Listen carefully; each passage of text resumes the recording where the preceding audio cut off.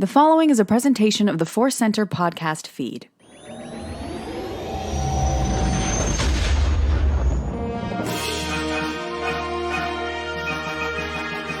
From the center of the galaxy, this is the ForceCenter podcast feed, and this episode is Q's of the Force. The Q stands for questions. What else could it stand for? Lots of things, but it doesn't. It stands for questions. I'm Joseph Scrimshaw. I'm Ken Napzok, as always, happy to answer the questions, and sometimes I answer them, actually answer the questions. Sometimes I go off into the wilderness and find my way back to the path. Well, let's see if we can stay on the path, or if, in fact, there is no path and we are meant. The Force wants us to just wander in the wilds of the woods on Star Wars questions. As always, we want to let you know that today's podcast is brought to you by Audible. Get a free audiobook download and a 30-day free trial at audibletrial.com/ForceCenter. Over 180,000 titles to choose from for your iPhone, Android, Kindle, or MP3 player. As Ken pointed out on a recent episode, who has an MP3 player? Who is clinging to their iPod Nano at this moment? I'm sure a ton of people. Those were very beloved. Anyway, if you have an iPod Nano or any other device, we are recommending Leia, Princess of Alderaan by Claudia Gray. It is a great book, but it's also just a really fun one to look at right now during the Little Leia celebration that's going on in the Obi-Wan Kenobi show. This book catches up with Leia when she is a little bit older, but man, does it line up with what we see of Alderaan and Breha and Bail and all sorts of exciting stuff. So to download your free audiobook today, you can go to audibletrial.com/ForceCenter. Again, that's audibletrial.com/ForceCenter for a free audiobook. It helps us, and hey, you get a free audio book. Ken, any thoughts on Audible? I love them, and it helps support the show. I also love that book so much. I just love what they're doing with Little Leia and all this stuff. But I was excited to learn recently. I didn't know. I think it was through Simone Kessel, who is the actor playing Breha Organa, that was up in Lake Arrowhead, not too far from us, Joseph. So if we want to travel to Alderaan, we can do it. We just got to get in the car and go. We can take a weekend trip to Arrowhead, and we got to be careful to do it when we don't need chains on our tires, right? Yes. Yeah. Yes. Many stories as a kid. We used to go up to Green Valley Lake all the time. Yeah. Let's do it. Let's take a trip to Arrowhead. Yeah. We can cosplay and chase one another through the woods, reenacting scenes of Alderaan. It'll be great fun. I'll do the slide. I'll hurt my ankle. You can be Flea. Oh yeah. I already forgot that we got the beauty of a Starfield and then just in beautiful blue letters, Flea. I wish they had said Flea from Red Hot Chili Peppers. That would have been even better. All right. We are having some fun today already, and we haven't even got to the questions, but we're going to get to them now. We always take 2 questions from Twitter and 2 from our patrons on Patreon. We're going to go first to Twitter and to our old listener friend, Yuval Aisler, whose name I think we have yet to master. Our apologies on the pronunciation. Yuval says, the Clone Wars caught the Jedi in a cycle of fear and violence. I recently rewatched Star Wars Rebels. Yoda told Ezra that fear and anger got to him, Yoda. How did Yoda, with all his experience and knowledge, let that get to him? Yes, it's a lifetime struggle. It's human. But of all people, Yoda lives so long that you would think that he is supposed to know how to get it under control. I don't blame Yoda for that, but I need you to justice for the Jedi it a little for me. Thank you to Yuval for the great question and for recognizing that this is something that we're really interested in, particularly when we talk about the prequel era of Justice for the Jedi, acknowledging that they made some mistakes, some bad ones, but also trying to see it from their perspective and see how they were trying at moments to sort of cling to their ideals and where and how they fell from them. And this question, Ken, of how did Yoda give in to fear and anger, that really lines up with what we like to talk about for Justice for the Jedi. So where do you go with this? Man, this is, I love this. And Yuval, I brought up some clips of Rebels and try to take some notes and just try to go where my heart led me on Yoda and what Yoda might be saying or what he might be acknowledging with that stuff with Ezra. And I go back to the fall during that time, the fall of the Republic into the Empire and just the Clone War and everything that led up to that and led into him giving into that stuff. To me, everything spiraled out of control. And when you're surrounded by evil it's just going to separate you farther and farther from the light, right? This is, you could even say, hey, connection, the themes of connection in the sequel trilogy that are so important and powerful. They win by making you think you're alone, all that kind of stuff. You can look at it from different angles, but Ahsoka says this to Ezra, as the Clone War dragged on, he carried a great burden, a deep sorrow, as if he knew before anyone else that one time was ending and another beginning. So I wonder if in giving into that, and Yoda says a little bit later, he starts a sentence with Ezra saying, in our arrogance. So he was just very aware of the overall big picture. There's several moments in the prequels where he's saying that, hey, this new crop is, they got some hubris in them. We got to watch for that. Paraphrasing, of course. So you got up to that point in his life, including stuff we're learning in the High Republic era, a lot of mistakes, a lot of trials. You're correct. It's part of it. It's a lifetime struggle, but nothing as catastrophic as this final fall. And I think the weight of that going into it, the burden coming out of it, and just being in that overwhelming, spiraling, out of control spot that he was in, I think it was just going to be it's almost foregone conclusion. You might give in to a little bit of fear. And in the end, and we can, I'll hand it over to you, but how he's had to learn to focus on how to fight, and looking back on how we should have fought and how we should have dealt with this, obviously. And then knowing that hope can be alive in others after the fall, that hope lives on. We just got to find it. Maybe it's part of the lesson there too, as well. But a lot of Yoda thoughts, a lot of, I wish we had Yoda to Q&A with us. To help guide us. I think this would be a really great NPR type interview of take us into your thoughts, Yoda, in this moment of the prequels. This is the moment where Yoda gives Ezra guidance that it's important how we fight, right? Yeah, absolutely. Yeah, so I think for me, so much going on in this question. It's so great. I think in real world terms, I think a part of what the story is that, as you've always asking, Yoda's had centuries to master this, and I think age is an advantage at mastering your fears and anger and weakness.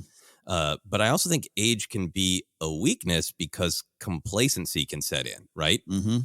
I see that just in careers I've had, right? Where sometimes I'll feel well, I know a lot about theater, or I know a lot about sketch comedy because I went through all that and I learned.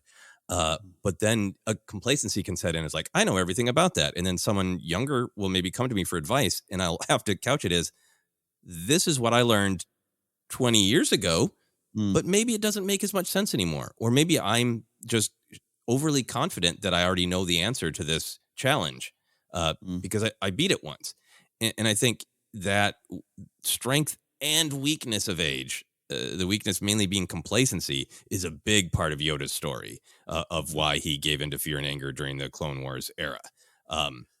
There's that great arc at the end of season 6 of Clone Wars that we had a ton of fun discussing on the Clone Wars report. And I think it's really explicitly about Yoda's complacency. He is asked on his journey to discover how to retain one's consciousness within the Force. He's being guided by those Force priestesses on this. And they're well, you gotta master your fear and your anger and your attachment. And Yoda's been there, done that.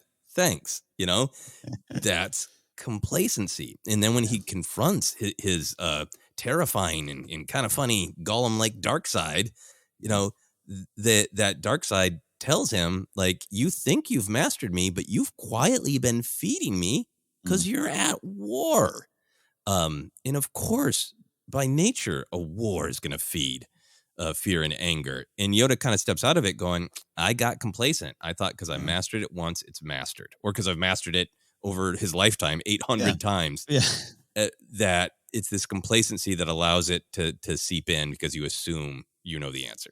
Yeah, it's the leveling up factor. I've leveled up. I've got the armor I need. I got the XP points. I'm good. Right, yeah. I'm a Jedi Master. I'm in charge of the Council. I have been, for years and hundreds of years. I'm good, And Yoda, the better part of Yoda, knowing I always have to examine this, right? So that's kind of my big picture. I think in this particular instance, his age and his mastery is almost a weakness because it can lead to complacency. And then for the specifics of the Clone Wars, I think it's fascinating that Yoda knows war is not the answer, right? The famous line at the end of Attack of the Clones about the shroud of the dark side has fallen. But why does he commit then? Why does he get involved at all? And I think that's where he is letting in fear, right? We see the scene where he and Mace Windu are aware that their ability to use the Force has diminished because of the cloud of the dark side, particularly their ability to see the future, sense the future, make good decisions has diminished. And they've got this conversation that's about fear. Like, well, should we tell the Senate? Should we be open and honest? Like, no, our enemies will multiply. Like, you could look at that and go, solid strategy. But from a Jedi perspective, you could say, that's giving in to fear. What if somebody finds out I'm weak? Then they'll come for me, right? So they're already in a place of fear. And then the Senate votes for the war. They don't believe in it. But Yoda and Mace fear overstepping, interfering, or intervening with what the Senate decides, right? So that, to me, is another kind of fear of like, we can't, it's a really unprecedented time, but we can't, Jedi trying to insert themselves into politics looks like a power grab, and we can't do that. That's a kind of fear of, I can't break the status quo, so I'll go along with this and play it out. And then this gets a little bit more into, at least for me, headcanon, because it hasn't been discussed or dealt with a ton directly that I'm remembering in Star Wars canon. But like, the war is that Dooku, a boy Yoda trained, has fallen and is making others suffer. So I think he finds like some amount of guilt and responsibility of like, I gotta defend people. And I think that maybe clouds his decision making a little bit of going along with a war that he knows is not a good idea in his heart of hearts. And I think that what the Clone Wars animated series then really tells really well is that there's also this fear that the Republic could fall, and then maybe the Jedi with them. Maybe there's arrogance that could never happen, but that's got to be a fear. And the war slowly shifts from defense. The early episodes, they're doing things like stopping separatists from blowing up hospital freighters, right? Clearly defense. To by the middle of the Clone Wars, the Jedi are in league with the Republic, invading Umbara because it's a tactical planet. And the Umbarans don't want it. They're invading a planet against the will of the people. And there you can see like all these good motivations for getting in the war, but also these fear allow Yoda to slowly give into this fear and anger in a way that's happening so slowly that he doesn't see it happening. And that's his reckoning at the end of the Clone Wars. And I think this is what he's ultimately telling Ezra of like, I didn't see it. It was happening really, really slowly. And in hindsight, I was utterly manipulated by this Dark Lord to fight the battle in a way that benefited the Dark Lord, not in a way that stood up for the light, And I think that's the advice that Yoda is giving Ezra of like, of course you have to fight the dark side, but you really have to think about how, and you have to make sure that you're doing it in a pure way, and you're not doing it in a way that's based on your fear of loss, and you're not doing it in a way that accelerates anger, which is only going to help the dark side in the end.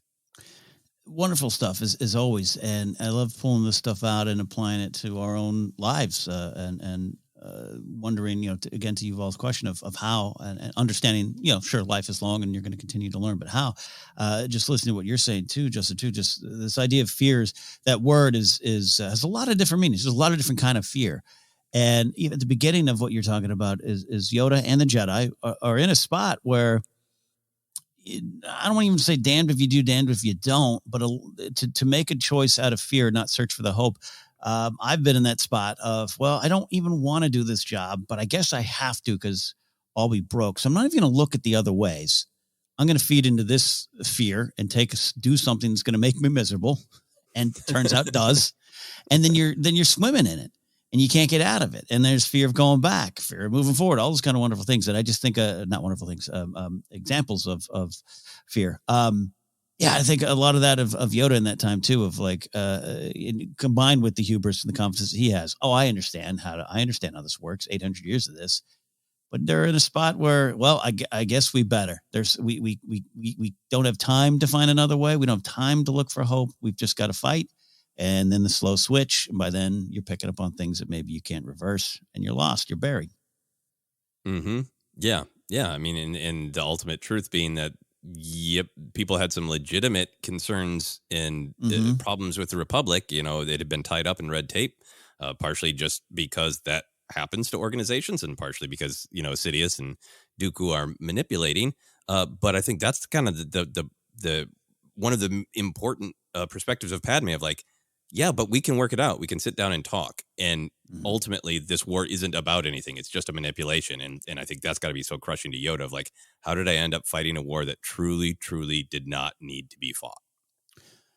Yeah. And then at the end of the day to be like, oh, we made a huge mistake. Throwing all the sitcom catchphrases from the late 90s and the early 2000s. But yeah, I mean, did I do that? Yoda says about war. What you talking about, Yoda? No, like it's like that's got to be crushing. Just got to be crushing, and to why this was the one that finally got him, got him to bite. It's catastrophic. It's fatal to so much and so many, and that's just got to be overwhelming. Yeah. So then I think it makes a lot of sense that he's turning around to Ezra and saying, you do have to fight. The dark side controls everything, and you do have to fight. Yeah. But good young man, find a way to truly stop the dark side, defend the light without losing yourself. Yeah, it's tough. Any other thoughts? It's tough. Yeah, other stuff, and that's why I love analyzing these Star Wars advice moments or life advice moments that always maybe sometimes seem so clear and staring off into the two sunsets full of hope and dreams. Talking at the end of Rise of Skywalker, but it's always tough, and I love when a good character like Yoda struggles.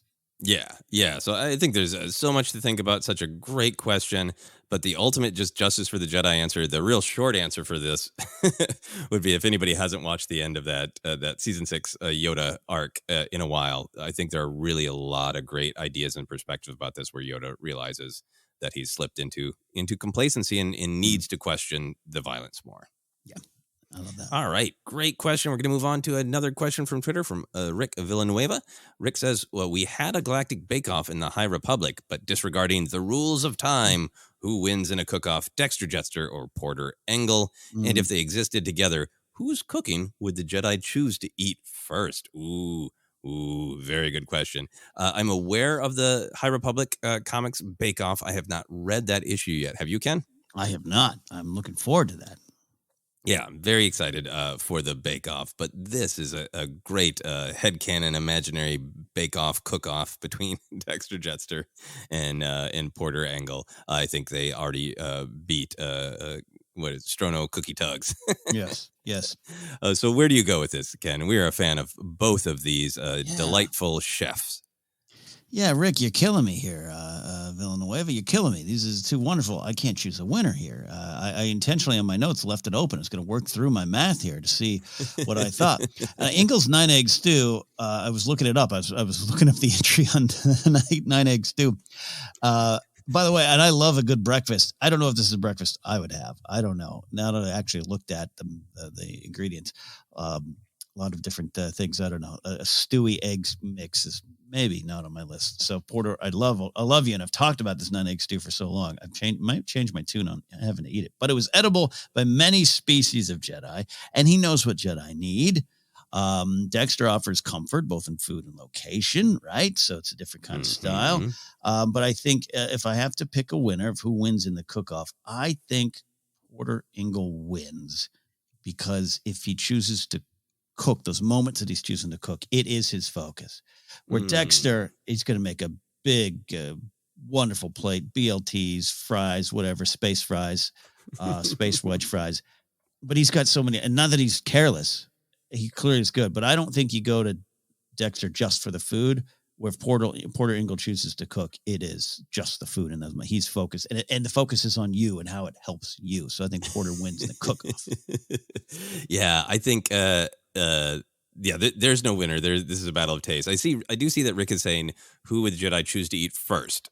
Which dish would they sample first? So I'll come back to that. But yeah, in terms of the difference between them, like I have sometimes gone on to people about like sometimes you can compare something, right? Like you can maybe compare Pizza Hut and Domino's, right? Like but then you get to that point where like if you go to like a ancient restaurant in the real world, like let's say a restaurant that's been around for like 100 years, like Muzo and Frank, and you get a burger there, and then you go to McDonald's, like they're the same noun, but they are not the same food. They're not even trying to be the same food, right? Like the taste, the construction, the ingredients, the location, they're not the same thing.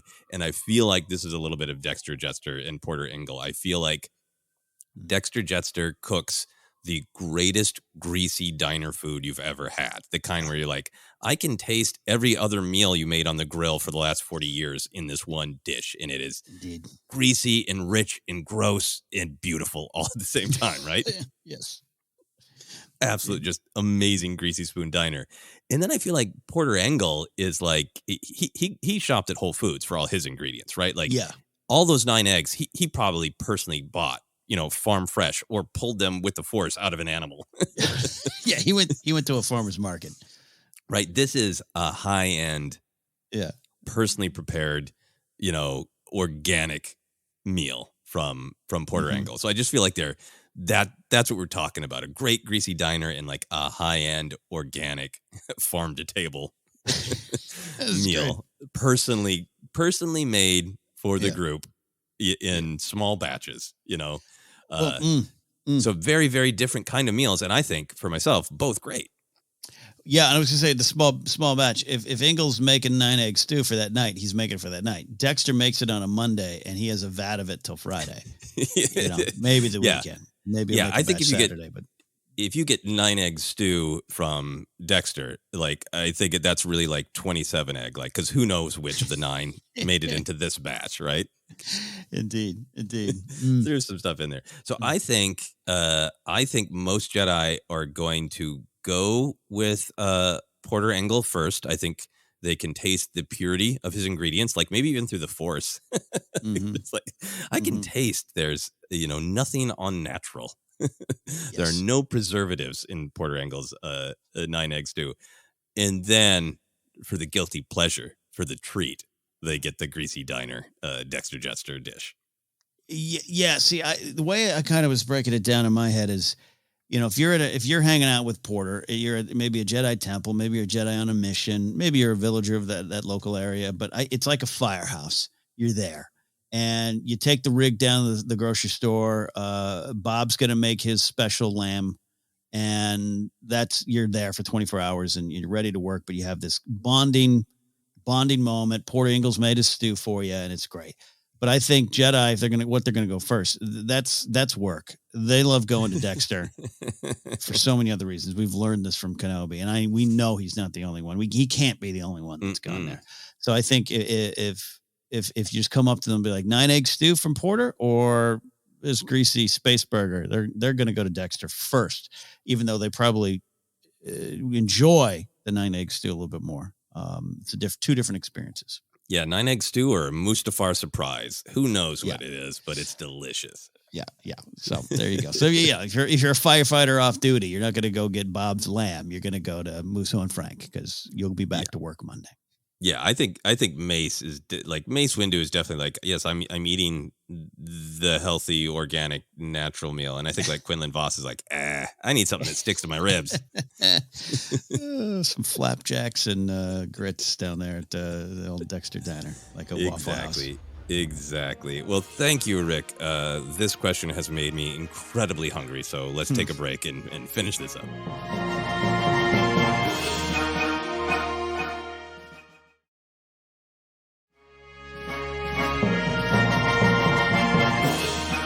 And we are back to continue discussing questions of the Force. We took 2 great questions from Twitter, and now we're going to patrons on Patreon. We're going first to Michael Gibbons.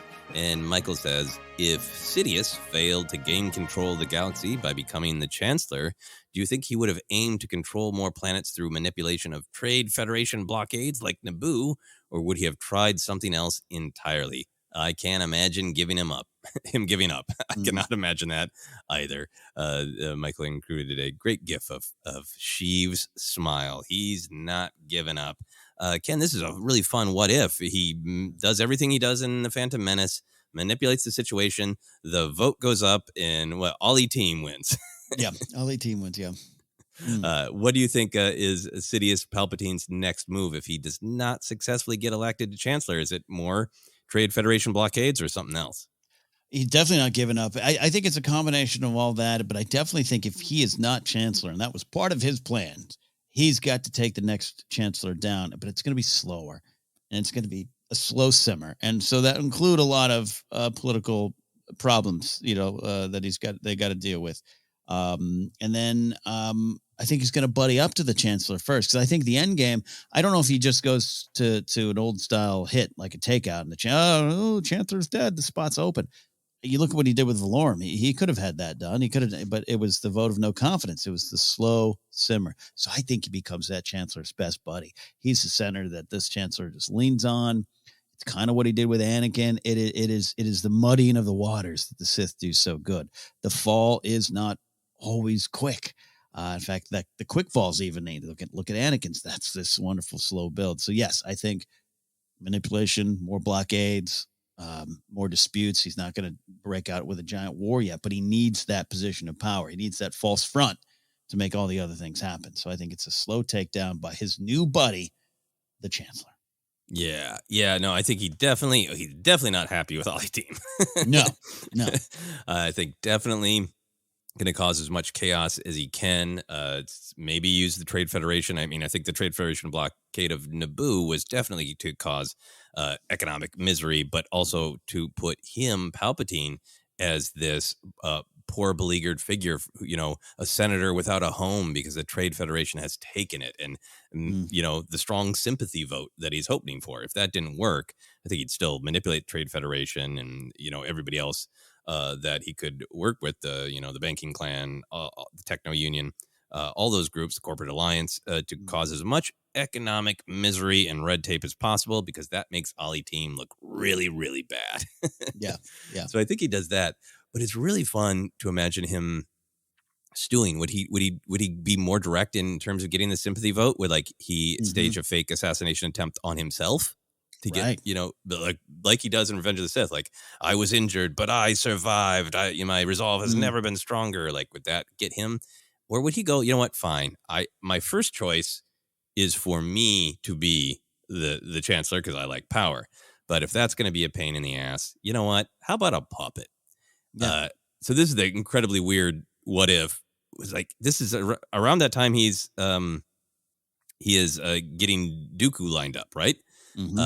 So I wonder if there would be a world where he's like, you know what? I could have Dooku lead the Separatists. That's great. But he's a charming puppet that I control, and that's what I need to rule the Senate, is a charming puppet. So is there a world where he's like, instead of leading the Separatists, I'm going to run Dooku for the Chancellor as this, a Jedi, so he's experienced and knowledgeable. But hey, tell me if this sounds familiar from the real world. He's an outsider who understands how to get things done. He's going to shake up Coruscant. Yeah. Vote for charming, retired Jedi Dooku to fix everything. And then he's just Palpatine's puppet. Yeah, that works very well. Unfortunately, it's a playbook, a page for the playbook that works well. I like that idea. Yeah. So, Go for it. Sorry, I'm just playing that one out. And it's like, does he at that point? I think he still might need the Clone War. He still might need to push for that. So he'd find the way to get there. But to flip it around, I don't know who subs for Dooku on that other side, but he'd find a way. I like that idea. Yeah, probably not Grievous. I don't think Grievous quite has the political charm needed to vote for me, or I will kill you all. Yeah, it's not. Not a great button, not a great slogan, but probably what Grievous would say. But no, I mean, I think that's so vital to the story of the prequels and the story of Star Wars, is that in order to scare people into handing over all of their power to him, because he will allegedly make them safe and strong, he needs an other for the Senate and for the people of the Republic to be frightened of. So I think if either he finds somebody else to be in charge of the Separatists, or he finds some other way to create that illusion of the scary other. Yeah, indeed. And going back to even just the Phantom Menace, it was such a long play even up to that point. It's to watch him get away with it with that vote of no confidence is just so dangerously subtle. Yeah, you could call for a vote of no confidence. One of my favorite line deliveries. Yeah. A great question. Any other thoughts before we move on to our final question, Ken? No. It's kind of scary to try to get in the mind of Sidious Palpatine, but it really is. The last thing that that I think of is just a weird thing to call funny, but like, would he ever just get so frustrated, just like lots of assassinations? Well, yeah. We had that conversation last week about what's his true face and the unlimited power being the final. I can just breathe. I can be myself. Would he push that up in any way, shape, or form? Not even with Anakin, which is like, all right, I'm going to kill everybody. Yeah, I've been doing some reading, and these Sith people had a lot of good ideas. Yeah, that would be very funny. All right, a great question. Thank you, Michael. Lots of different ways to go with that. We're going to go to our final question from Andrew Holmes. Andrew says, "Hi, team. The sassy Owen meme that is currently going around is just bringing me so much joy and has really renewed the Star Wars meme game for me. What is your go-to favorite Star Wars meme?" So that's Andrew's question. Ken, I will tag on to that. Are you enjoying the sassy Owen meme, and are you seeing it around a lot? I am. I do enjoy it. I don't participate in a lot of memes or meme culture. I come in, and I don't know if we count GIFs or GIFs, depending on your side of that argument. The AT-AT of the tech world. I don't. I just kind of a passive observer these days, but I really love the Anakin, the Owen Kenobi moment about Anakin. It's really funny, and I am always needing that reminder that Star Wars, it's okay to have some fun with it and laugh with it. Yeah, and I think that's for me probably why I'm enjoying the sassy Owen one is that fun thought experiment to find like who else can he throw that in their face, right? Of the oh, like you trained so and so, or like you did so and so, like like you used the high ground there, like very funny because I think it is a way to hopefully I feel like people enjoyed that moment, so it's not like the somehow Palpatine returned, which I think for me is a valid moment in the film, and I also understand why people find it funny. But often when I see the somehow Palpatine return meme, I both enjoy it and don't. Yes, because I feel like it's often coming from a place of criticism and not a place of fun. And I'm so enjoying the sassy Owen meme because I feel like it's really all the ones that I have seen are coming from a place of fun. Like that was, a great, absolute burn on Obi-Wan, incredibly harsh, delivered in a sassy way. Yeah. Now, who else can he sass for fun? And, and it makes you look at other moments in Star Wars differently, which is fun. And by the way, that trailer cut is not fair to the actual moment. Like it turned it into but you watch the scene. It's a Kenobi just stares right back at him before looking away. Yeah, no, I was really, really intrigued to see, like, is that the cut? And the trailer cut is different than the actual show, right? Because the trailer cut is like Obi-Wan can't even keep eye contact with him. He's been burned so badly, right? It's the trailer cut is a little over the top, and it's not that over the top in the actual show. It's not, but history will not record that as the actual thing. It will record the meme. Yep, exactly.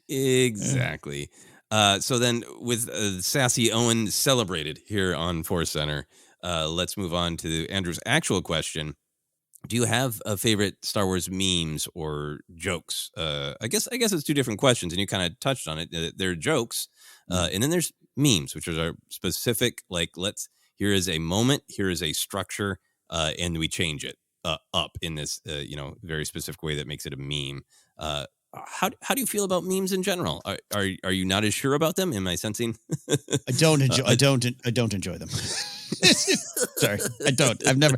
It's like puns for me. It's just like I get it, I got it. Some of them are funny, but like you know what it is. It's not that like for instance. So I really do love the Anakin Padme one that went around recently, right? Yes. That one tickles me. It's really fun. But the flip side is the somehow came back. But like Brian Ward's done some hilarious somehow blanks came back ones. Like it's again it's the intention. But overall, I think it's not so much the memes that upset me. It's that 3 years after one of them emerges, I'll get a text from a friend. Hey, you like Star Wars? And I'll be like, dude, like that's literally 3 years ago. Stop it. So I don't want to be Luke grumpy at the beginning of Last Jedi about it. Yeah, I don't. That's why I just don't engage with them as much. And some of them, again, the Anakin Padme one really had me laughing. I enjoyed one of the ones I listened to. I did enjoy one that popped up. That's not. It's a meme, but I've not seen it reused in other contexts, but Luke Skywalker hide and seek champion 1983 to 2015. I was like, that's funny to me. But other than that, yeah, it's a fun discussion. I don't know. You opened a can of grumpy. You didn't mean to. No, I understand. I mean, I think the thing for me is what is strong about memes can also, to me, sometimes be a weakness, is that they are a joke structure. And a lot of times, to me, in crafting comedy, it isn't, the joke that is hard, the laugh line that's hard to come up with. It's the framing of it and the structure of it, of like, you see something that's funny, but then like, how do I frame it so it's fresh? Or how do I get into it so people really see what I think is funny about this moment? The framing of it can sometimes be the most difficult part. And what memes are is a way of like, hey, everybody, here's the frame. Now just go put in your joke. And when that works, people come up with amazing jokes, and the comedy actually builds on it, right? Because you're so familiar with the frame, you're really intrigued by what else could be put in this frame. And then sometimes, at least for me, the times when I don't like memes, it's because they become plug and play, and they lose their soul, because it's not a person putting their own perspective in. It's just plug and play. Yeah. And like, I see that in the lifespan of a meme. Like, I really, really enjoyed and participated in the Kenobi trailer when Kenobi's got the binocs up and then lowers them in shock. And it's perfect meme structure, right? You got the first picture, then what is it he looking at? And then here's his funny reaction. Yeah. And in the lifespan of that meme, you can see people add really, really funny things that speak to their other interests, or, their perspective on something. And then by like day 3, it's just like plug and play of just like, I don't know, I'll put a ham sandwich. I don't know, put anything in there. And it loses its spark. It does. It does. We're getting into, you have these, as always, a wonderful answer. And I'm like, bleep off. Just more the dynamic, but because it is fun. But that Kenobi one was funny too, and but also I love that Star Wars has that stuff. It should, again, I'm not just mentioning, so not the only one that comes to mind, but the Anakin Padme one was a gift that kept on giving, because it just, you could use it to make great points. Yeah, well, and because the Star Wars is the framing.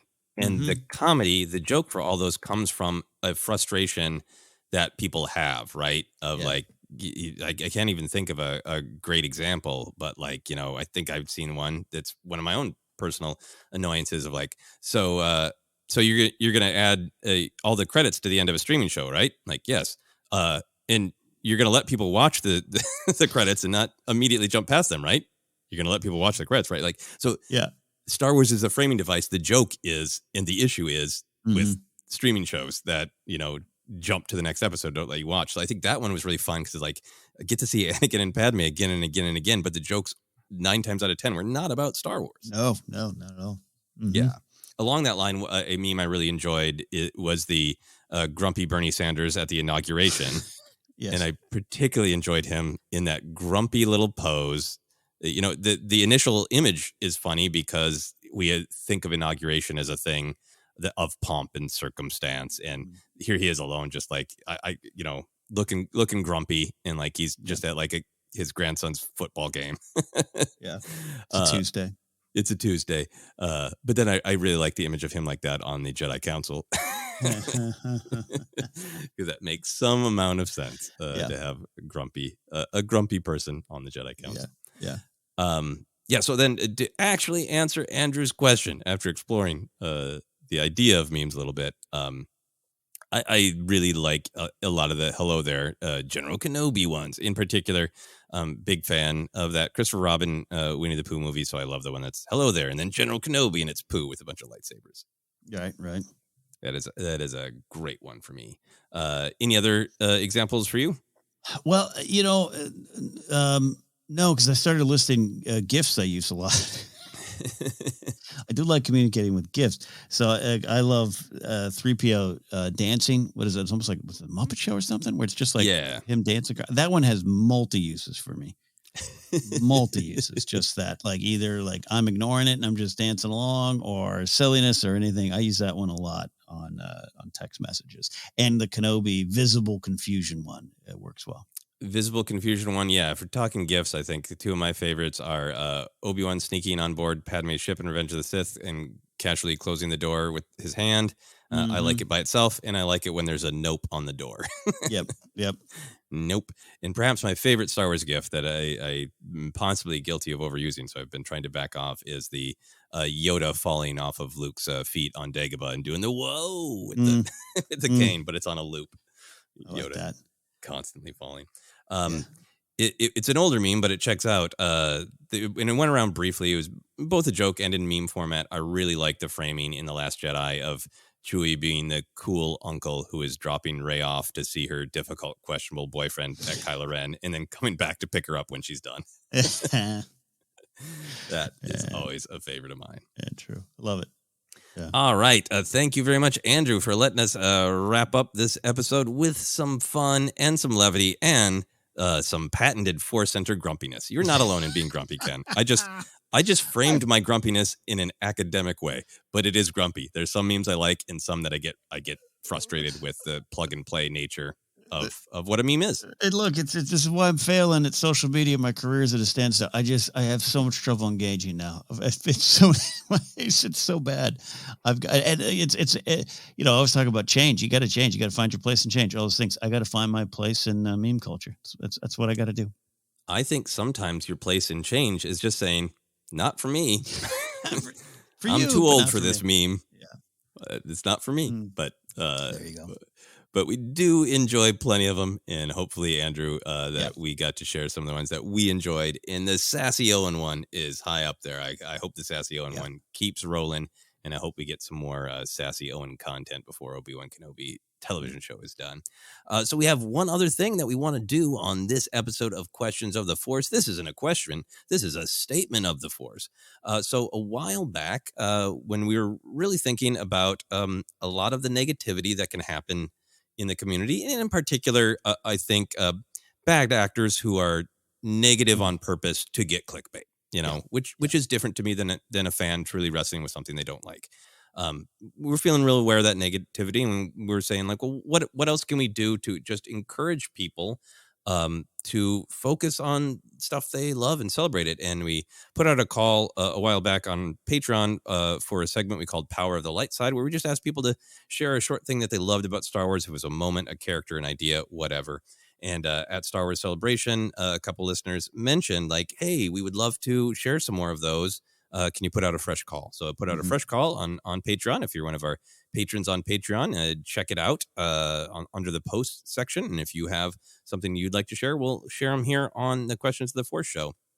So with that in mind, here is our Power of the Light Side. This is, here we go. I'm going to read it. Sure. I'm Luke Skywalker. I'm here to rescue you. I am a Jedi, like my father before me. This is Admiral Raddus of the Rebel Alliance. This is Jedi Master Avar Kriss. Help is on the way. I love that in Star Wars, the truest heroism is the kind that declares itself in moments that give us goosebumps. It's not enough to believe in something. You have to speak up and make a stand and declare your purpose, even if doing so puts an enormous target on your back.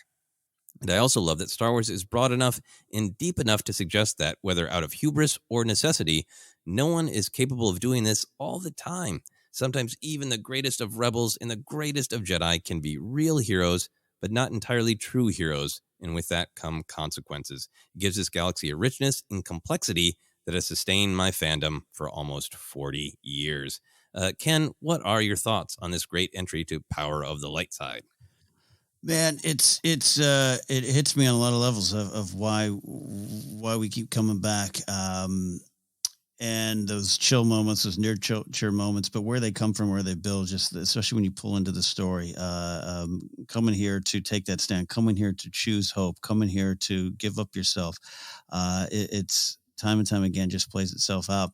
I love the use of the Avar Kriss one here, because I think we can go to the standards that we've lived with for so long, but that's one that's brand new, and it adds to that. And doing it no matter what the risk is, no matter the consequences. It's just part of the Star Wars thing. And the Admiral Raddus one that I always reference, it just moves me because I was wanted that moment when I was 7, in a different way. Like I was fascinated with it, and to see it just on screen of this is the Rebel Alliance and this is their stand. That's why we keep coming back. So you can engage with it on that Star Wars level. You can engage with it on your real life level too, which is why we're here time and time again. Absolutely. And this Power of the Light side came to us from Jonathan Kenneth. So Jonathan, thank you for sharing this, and thank you for being so eloquent about what it means. I love that Jonathan includes the power of these moments, this declaration of I have come here, I am taking this risk, I am here to help. But also that there is a cost, and that it's not easy. It kind of goes to our Yoda conversation about like, it is as great of a person as you can be. You have to, keep working and keep finding the strength to keep fighting the battle. And that's what makes it noble. Yeah. It's not just like, hey, I hit the video game button and I chose the light side and now everything's a breeze. Yeah. It's difficult every time. And I really relate to this. I really love the collection of quotes. I think I've mentioned this before. The comic book that really got me hooked on comic books when I was a young person was the Teen Titans run by Marv Wolfman and George Perez. And there's a really powerful, famous arc, and where all the Titans get captured. They've been betrayed from the inside by one of their own, and it looks like everything is lost. And it's actually the first issue that featured Dick Grayson, Robin's new identity as Nightwing, and I had a hard time finding the comic even because at that point I was just getting them at 7-Elevens. But that issue is called "There Shall Come a Titan," and I didn't understand it as a kid, but it made me tear up as a kid, and I didn't get it. I didn't even understand it. I was a little embarrassed by it. Like, why did that make me like weep?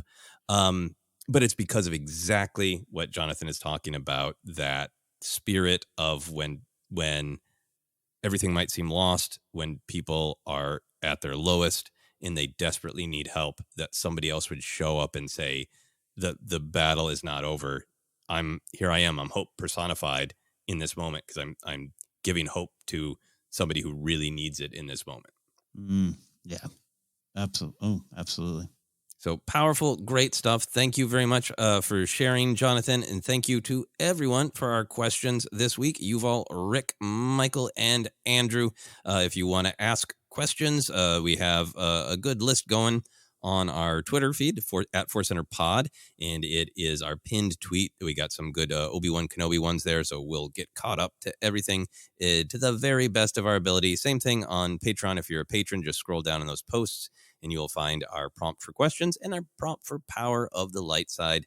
But for now, Ken, do you want to let people know where else they can find us? Absolutely. We are ForceCenter Podcast. We're on Twitter at ForceCenter Pod. You can use the hashtag ForceCenter if you want to join any conversation with us there.